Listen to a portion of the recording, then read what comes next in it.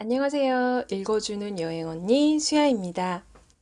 푸꾸옥행 비행기를 3일 전에 예약하고 나서야 본격적으로 여행 준비에 돌입합니다.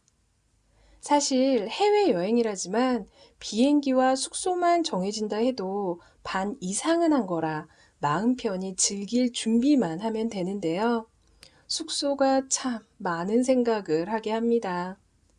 혼자 가는 여행이라면 좋아도 내 탓, 싫어도 내 탓이라 가벼운 마음이지만 일행이 있으면 아무래도 생각이 가지치기를 하더라고요.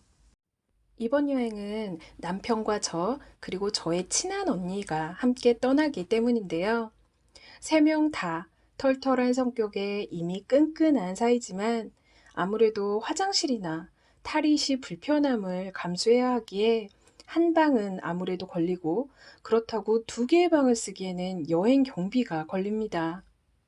저희 부부는 5일째 다른 도시로 이동할 생각이고 언니는 3박 5일 일정이었기 때문에 2일은 관광, 하루는 제대로 호캉스를 누리려는 계획이었습니다. 관광에 집중할 이틀은 숙박비를 줄여 총 경비를 최소화하고 싶은 마음이 컸기 때문이었죠. 그래서 에어비앤비를 뒤지기 시작하는데요.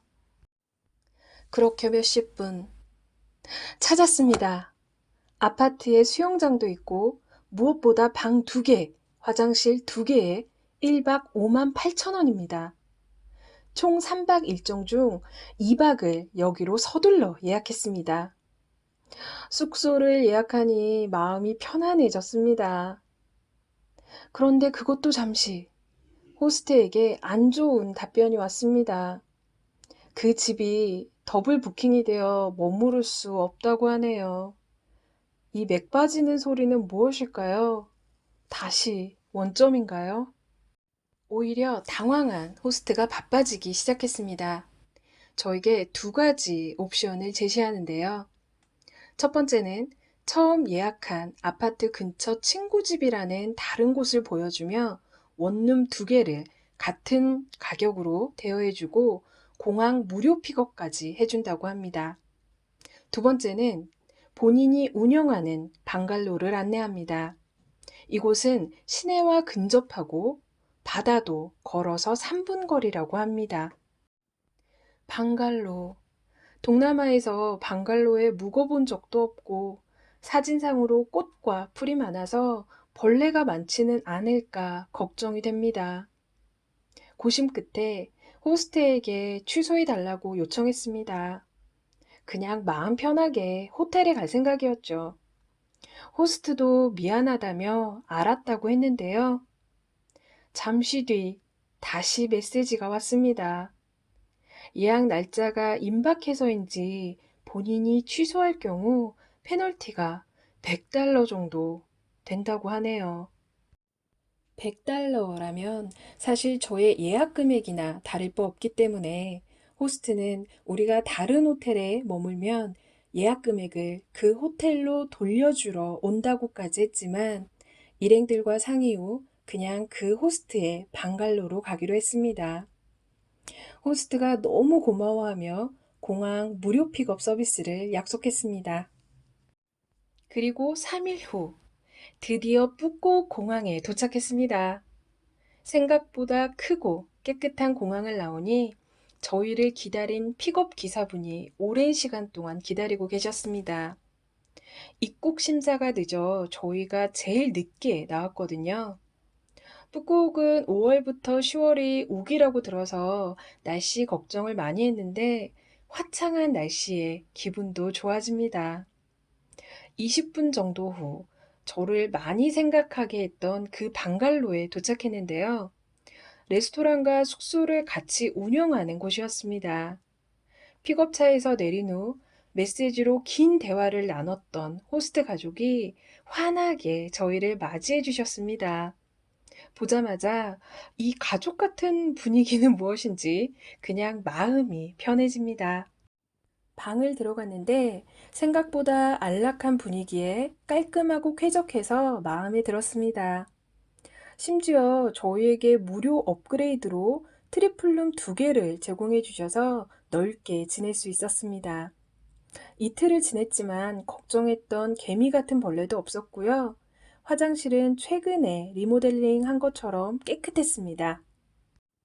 긴장이 풀려서일까요? 당연한 신체 리듬이었을까요? 배가 고픕니다. 생각이 샀지. 그냥 숙소 레스토랑에 앉아 나도 모르게 메뉴를 고르는데요.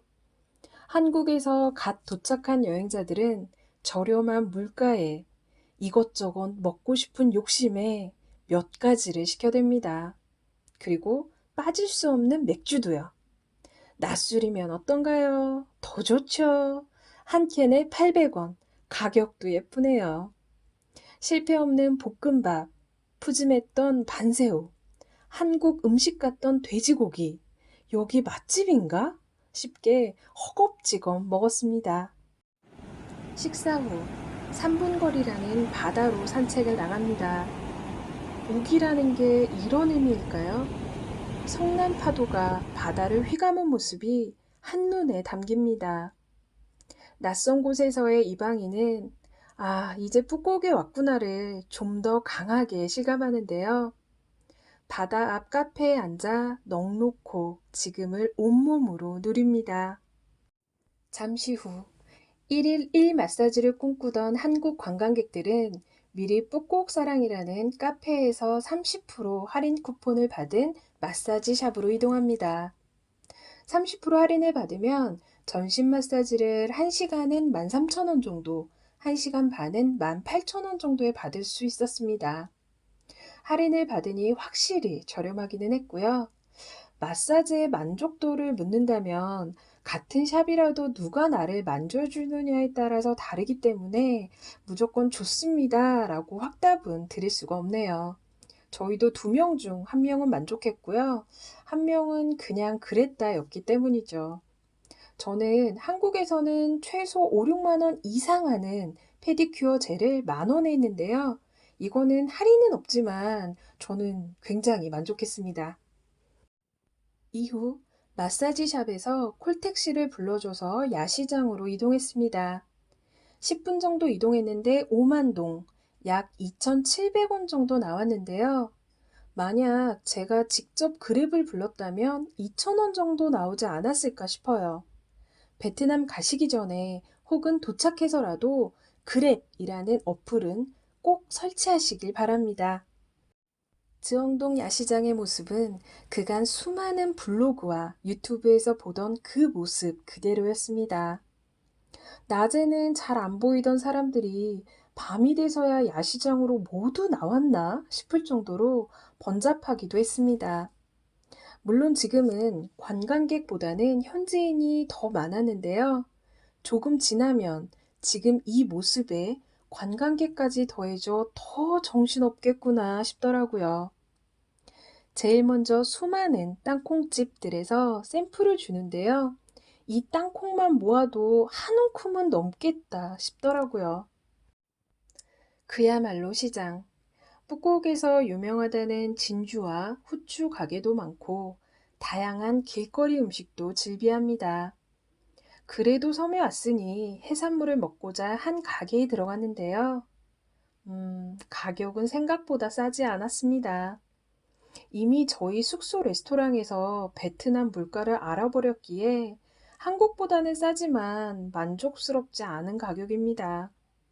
그래도 타이거 새우와 물총 오징어 2개 정도 시키고 맥주 한잔하고 그냥 숙소로 돌아왔습니다. 한국보다 2시간 느린 베트남 푸꾸옥의 첫날, 우리는 그렇게 26시간을 살았기에 더 피곤이 온몸을 덮쳐왔습니다. 내일 본격적인 일정을 위해 이제 스르르 잠이 듭니다. 하루 종일 관광만 한 본격적인 일정은 다음 편에 준비할게요. 오늘도 감사합니다. 안녕.